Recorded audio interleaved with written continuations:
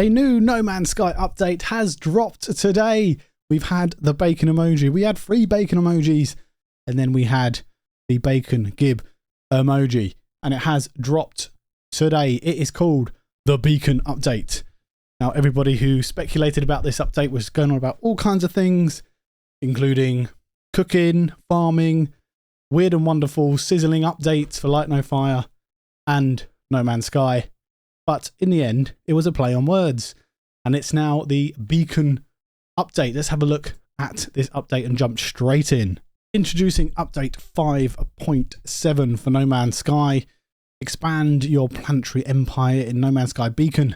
Become overseer of multiple planetary settlements and discover the townships of the secretive robotic Autophase. Introducing improved settlement balance, more variety of management decisions, building upgrades, infestations, new base parts, and more. So straight away, we can have more than one settlement now, which is very interesting. Usually you could only have one, and if you found a better one, you could only swap it out and abandon the one that you had been creating or managing. But now it looks like you can have multiple, which is great. And it looks like we're going to get some townships of the Autophase, which is very interesting. Looking forward to that. This looks a bit different here. This is obviously the Autophase, this still photo here at the bottom. There's some Autophase and some buildings in the background, which makes it look a little bit different to the original settlements that you find on planets. We've also got an improved settlement balance, which is interesting. Variety of management decisions have been added, there.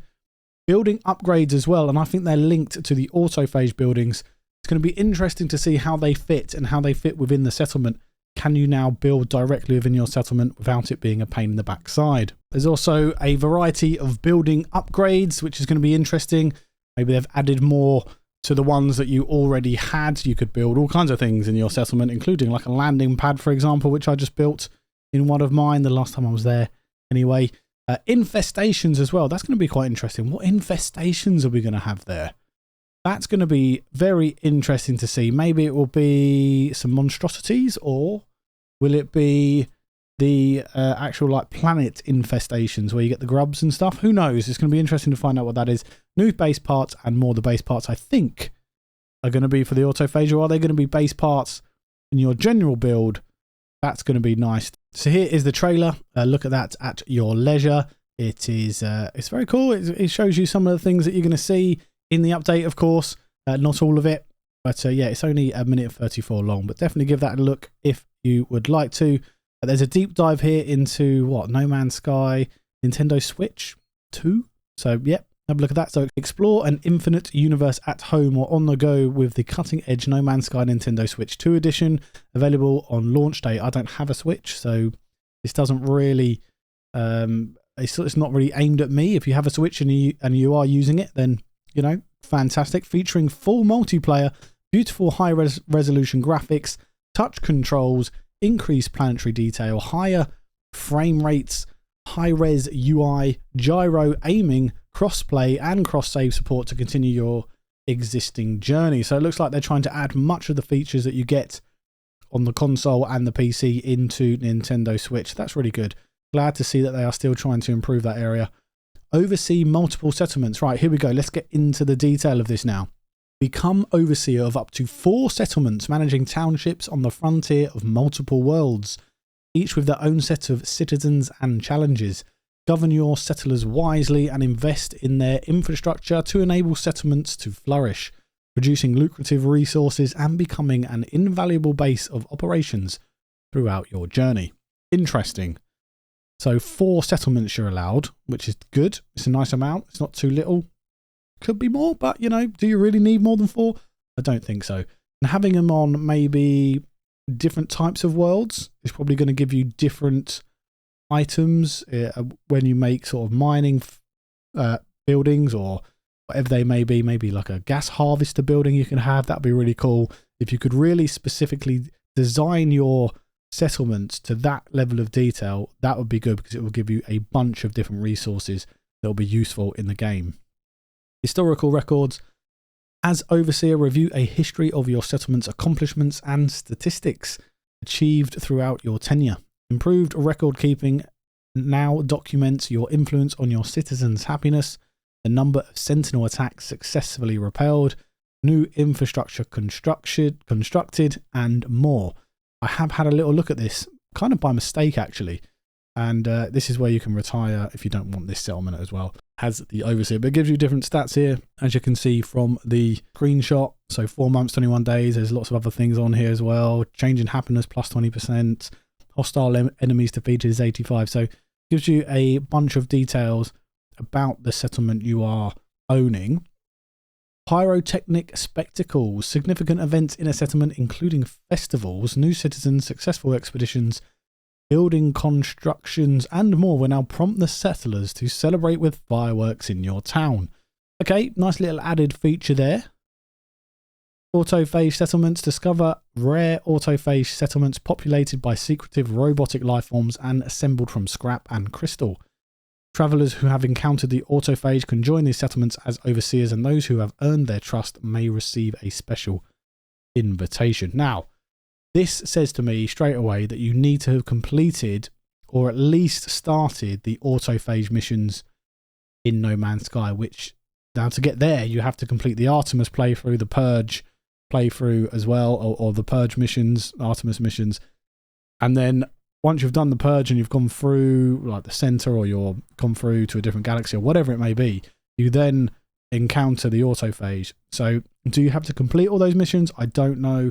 But it does look like you at least have to have encountered them and maybe started those missions before you can maybe find one of these autophage settlements, which does make sense, because obviously why would you be able to find the autophage settlements if you haven't encountered them yet within the game? I have triggered this mission in my settlement, kind of by mistake as well, as I was going around the update in my save before this actually dropped on the website. I triggered those missions, and if you go into your settlement and go into your settlement management building and you go to the middle, you start speaking to Tethys, which I think is the trace of metal mission. Then after that, it says it's got like a dissonance signal. So if you click on the dissonance signal, an autophage character will start talking to you, and I think that's obviously how you start the autophage missions for the settlements, and at least you can go find one. What else would this bring? Well, who knows? It could bring anything. Maybe there's some new autophage base parts, maybe some new autophage equipment. Who knows?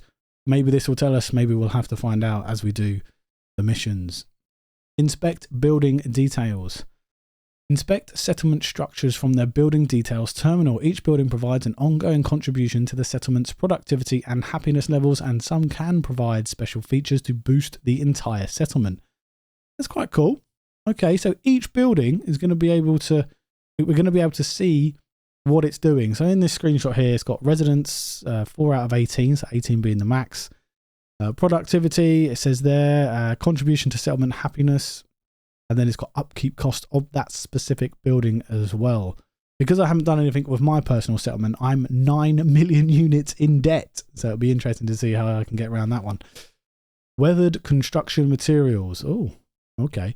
Adopt a rustic aesthetic for your bases with new sets of weathered and rusted surfaces, applicable to all existing timber, stone, and alloy structural components, as well as new salvage components. Interesting. How are we going to get the new salvage components? I'm sure we'll find out shortly. So yeah, you can change all of these. You've got rustic, and then change the colours. That's quite cool. I do like that. Weathered timber, polished timber. That's cool. And look, you can see the difference there. Weathered is going to give it a bit more of a sort of in-game life feel, if that's the way to put it. It's going to make it much more sort of like you're living there, because everything at the moment just looks nice and shiny all the time. So yeah, giving it a sort of weathered feel, like you've been there for years, is going to be quite cool. That is a good picture. Loving that. Deep settlement management. The underlying systems controlling settlements have been completely reworked for greater choice and depth. Every building now has its own calculated contribution to the happiness, population, and productivity of the settlement, making construction choices more important than ever. Choose carefully which buildings to upgrade as you specialize your construction efforts to improve your citizens' lives or their revenues. Okay, good. So we're going to have More choices. It's going to be more in-depth. Great, fantastic. And the underlying systems have kind of got an overhaul, which is good because, to be honest with you, the settlements in game have been a bit lackluster, haven't they? Let's be honest. And they did need a bit of an overhaul. I'm really hoping that you can now build your own base in your settlement as well. I don't know how if that's going to be able to work or not. It'd be interesting to see when I go in and have a look if that's going to work. But I'm glad that they've reworked this. I'm glad they're doing the overhaul. I'm glad that we can maybe manage each building separately rather than just plonking one down and then going on to the next one. Settler personalities. Conversing with your settlers can now reveal an information page about each of them, providing insight into their personality, strengths, weaknesses, and quirks, as well as skills of any specialists, such as bakers or musicians. Let's have a look at this guy then. So he's got charisma is extremely poor. Handwriting legibility is exceptional though. Noteworthy abilities never gives up. Personal inventory, miscellaneous musical recordings, pH sensor. Okay, current satisfaction level 10%. So his charisma, he's an absolutely horrible person because he's got no charisma, but his handwriting is exceptional and he never gives up. So maybe we can make him an administrator. Is that going to be an option? Are we going to be able to like maybe give these people certain jobs or NPCs certain jobs within our settlements? Otherwise, what's the point in this, right? Citizen dilemma improvements. Okay, citizen disputes have been completely reworked and expanded. Good, because they were a little bit, weren't they? Removing ambiguity from the scenarios described and presenting the overseer with a much wider pool of solutions or resolutions, determining your own moral stance on the quarrels of your citizens, or fine them all. If everybody is at fault, you can fine them now. Oh yeah, look, you got fine both, dismiss everyone, or just fine either of those two a bunch of settlement reserves. That's interesting. Okay, good. Did need a bit of an overhaul. It's not. Is it really a deep overhaul? I'm not so sure. At least you've got more options. You definitely needed more options for those scenarios. Customize your settlement. Okay, here we go. Settlement buildings can now be upgraded to higher classes, increasing their utility, enhancing their appearance, granting them a more prestigious name, and raising the overhaul status of your township. That's very cool. So before, after. So they have got an overhaul in terms of what they actually look like, which is nice. So they've got some spires and things. There's now a sort of some sort of flag added to the top. And it's got S for, I'm guessing that's S tier. And if it's A, it'll be A, you know, B, B, C, C, and all that kind of thing. But yeah, I do like that. The building hasn't changed, but the aesthetics certainly have. Autophase settlers. Some of the highly enigmatic autophage have built settlements of scrap metal and Atlantidium, where they live safely cloaked, only visible when scanned with specialist technology. That's got to be the technology you get from the autophage, so perhaps you need to complete a certain amount of the autophage missions before you can find these settlements. Although it looks like there that the settlement is there, you just can't see the autophage without that piece of technology, which I cannot remember what it's called right now. Where they live, cloaked, only visible when scanned with specialist technology. The thoughts of these secretive robotic life forms are their own, with only fragments of meaning understandable to their overseer. Interesting. Engineering construct, yeah, okay. Salvager, scrapper. So again, are we going to be able to actually sign these things to anything, or are they just going to wander around like usual? Squadron, defend your settlement. Travelers who have recruited pilots to their squadron now benefit from additional defenses against pirate raids, as brave pilots scramble their ships to defend the settlement. That's quite good. Maybe it'll actually be a use for them now, because I'll be honest with you, I've never used these. I never have done. No, sorry, I have once, and they just got in the way, and I just got rid of them. So this might be a useful thing for them, but at the same time, if you just get in your ship and go and fight these pirates yourself, you'll probably do a better job than this squadron does. Look at that. That's pretty cool. That is a very cool picture. Exosuit voice options. The Exosuit AI narrating your journey can now speak with a masculine voice or be silenced entirely. Hey! Oh, thank God for that. Thank God for that. I'll be honest. I didn't mean to do that. I'll be honest. After a while, you just kind of block out the voice, don't you? Where it says like, you know, the same things over and over again. Or you can change it to a masculine voice if that's what you prefer, of course. For me, I'll probably just be silencing this for now. I do recommend any brand new players actually have the voice on and listen to what it's saying, because it does give you different warnings, information, as well as like weather updates, which is strange, but storms and things like that. Although it might still come across the screen, so you might still be able to see it. Although if you have issues with sight, then definitely keep the voice on. And now you can change it if you want a masculine one. Go for it. I might see what it's like, but I'm definitely not going to keep it on. The masculine voice, that is, or the female one. Settlement fishing. No way. What? Relax at the water's edge of a settlement fishing ponds, reeling in bigger and juicier catches with each upgrade of the pool. Okay, so it has to have something to do with fishing, don't it? That's fine. I mean, I don't mind this at all. If I really want some fish and this is upgraded, then yeah, okay. And if it's a fishing pool, are the fish going to be native to that planet, or are you just going to get a load of random ones? It'll be interesting to see what kind of fish you actually get out of that. Are you ever going to get an S-Class? Maybe if it's an S-Class pond and you've upgraded it, then you'll get S-Class fish. Richer citizen guidance. Okay. A variety of new management decisions are available to the overseer, reflecting the consequences of previous choices. Blessings and specialist workers will return to benefit the settlement, and other new scenarios will arise, such as commissioning artwork or helping name a newborn citizen. You get newborn citizens. Okay, so it's going to grow by you like having children. But do Korvax have children? Interesting one. And I thought the Gek spawned. So if it's a Gek one, you're going to get spawning pools in your settlement. That would be nice, but who knows? But yeah, okay, that's good. I like that. I like that a lot. Custom resource production. Settlements that are clear of debt now have a far greater range of options for resource production. Each resource is now tied to particular buildings' upgrade levels, allowing overseers to develop farming, industrial or trade specialisms, a greater range of materials. Manufactured resources are now directed by the overseer instead of automatically assigned. Good. Return to the thriving settlement to harvest its resources to assist your journey, or export them for sale on the Galactic Exchange. So with my current settlement being 9 million units in debt, this is going to be difficult for me, because you have to be clear of debt to have far greater range of options. So I've got some work to do for resource production. And I like the fact that you can just sell it if you don't want it. And look, there's a bunch of different things here. So as I was saying at near the beginning, there seems some sulfurine and radon here. There's also batteries and metal plating. So you can, it looks like, have different buildings doing different specific things, which I'm sure you did have at the older style settlements now. That's what we're going to call them.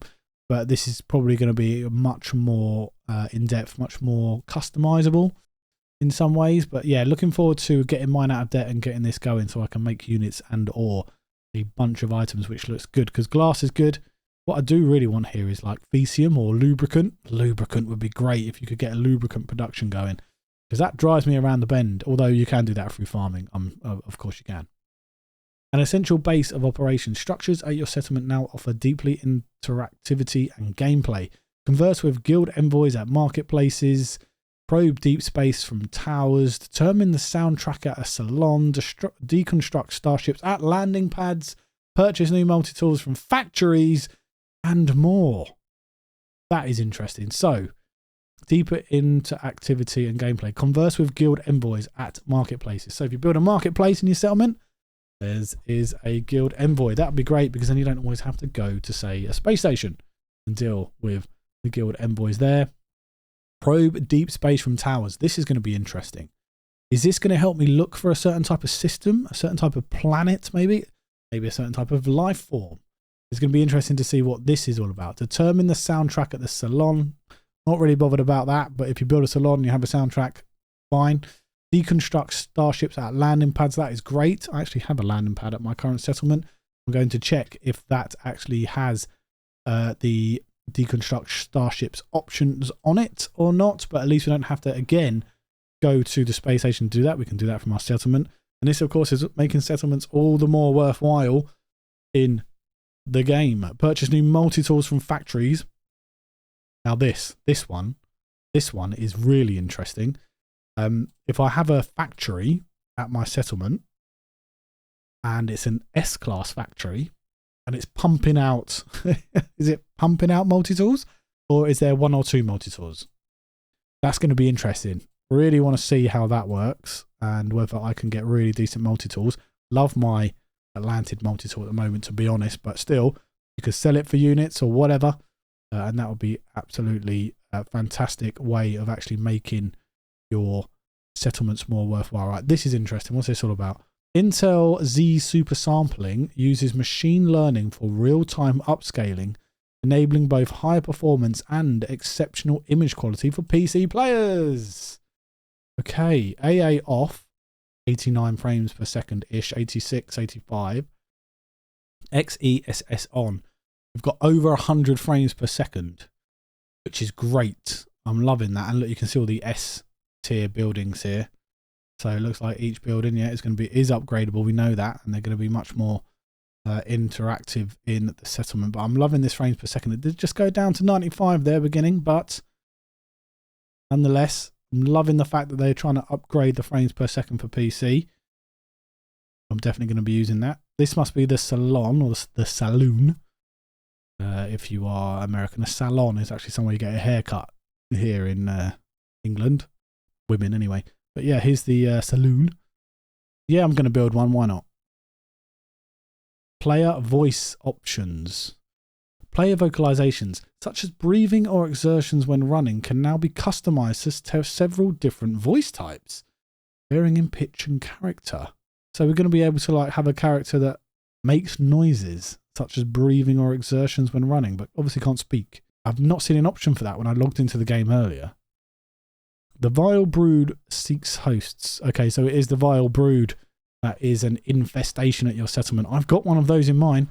The dangers that threaten a planetary settlement are now much more varied. Sentinel forces seeking to annihilate settlements now include waves of repair drones, summoners heavy, corrupted, and standard drones, leading to more interesting and tactical combat encounters. The Vile Insect Queen and her brood have also developed a new curiosity about these deliciously populated points of interest. That's going to be cool. More fights at your settlement, more ways to protect it. Got to get rid of the infestation, etc. Looking forward to defeating the brood mother. Autophase base parts. Visit the space anomaly to obtain a multitude of new constructional and decorative autophase base parts and construct your own base in their hard sci-fi aesthetic. That's wicked. I wanted new base parts. And it looks like there's quite a few. There's 9, 18. Any more? Oh, there's a lot more. They look cool as well. I'm liking it. I'm liking it a lot. Just letting this go through so I can see them. But yeah, I'm really happy about that because I'm not the best at base building. I'm not the most creative at base building. There's definitely better YouTubers out there than me that do this. But this looks cool and I do want to use these. So it might get me into it a bit more, which is great. Settlement event balance. Sentinel incursion events have been rebalanced so that settlements call their overseer to return and defend them less frequently. That's good, because it was quite a lot, and you just end up ignoring it, and then you don't deal with it, and then you get 9 million units in debt like I am. The range of citizen and management decisions settlers can ask your guidance on has been expanded, and the rewards for doing so have been adjusted to be more enticing to a busy overseer. Again, because you just ignore it. So, you know, they're trying to make it more interactive for you, trying to give you more reasons to use the settlements, which I do like. At least they don't just abandon them like some games do with certain updates. At least they're trying to make them more appealing for the player. The range of stat boosting special features a settlement can acquire has been tripled to 18. Very nice. Survey your empire. Use a quick menu to access the settlements register from anywhere, allowing an overseer to quickly assess the status of all their managed settlements, view debt progress, production status and history, and even retire as overseer. So here's the 4 settlements you can have. It's got 2 A's here, a B and a C settlement. And yeah, this is where you can do stuff. That's good. Histories and all sorts. Get rid of them, get new ones, whatever. Very nice. Settlements influence system economy. Hey, now this is interesting. A flourishing settlement benefits an entire solar system, with the local economy receiving a boost from its wealth. That's good. Like that. Bit more, what's the word? World building systems there. Loving it. Improved snapping. Thank God for that. The mechanism for snapping constructional base parts together has been revisited, greatly improved The building experience when placing floors and roofs. Good, because I had a little bit of trouble with this. It did annoy me a little bit. I'm glad they've made it a bit better. We'll see how that goes when we use all the new Autophase base parts. Crosssave full release. The Crosssave feature is now available to all players, allowing you to seamlessly continue your journey across any platforms, running No Man's Sky. To transfer your save data across platforms, read more about Crosssave from your Connect. That's nice. Yep, good. And then underneath those, you've got all the patch notes here, and there's a lot of them. So if you where are you going? If you fancy reading all of this as well, you know where it is. The No Man's Sky website, release log, or just latest patch notes, whichever one you want to go on, and they are under there. So I like this update to the game. I think it is much needed sort of life improvements to the game, especially obviously to settlements, which is what it's mainly about.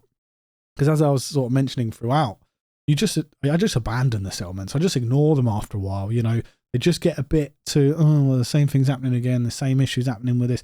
Maybe, hopefully now that they've improved it a bit, given auto-phase settlements, which is really interesting, new base parts as well, some more interaction with NPCs, different choices to make, upgrading certain buildings, and perhaps making each settlement that you have more personalized to that planet or that system or whatever. But maybe it's a factory one where you get your multi-tool and things, is a really good idea. And like I said, I like the way they try and improve all the aspects in this game, and they don't just abandon it. They do try to make it as engaging for the player to go back to a settlement or a different part of the game and reboot it and just make it a bit more enticing for you to go and have a look. So yeah, I hope you've enjoyed the video. I hope you're going to enjoy this update as much as I will. So if you do enjoy this kind of content and you want to see more No Man's Sky stuff, No Man's Sky updates, No Man's Sky playthroughs, how-tos, things like that, please do consider subscribing to the channel. Give this video a like, send it out there to the rest of the YouTube world, and hopefully other people will see that a new update has come to the game. Hopefully I will see you in the next video. Take care out there, everybody.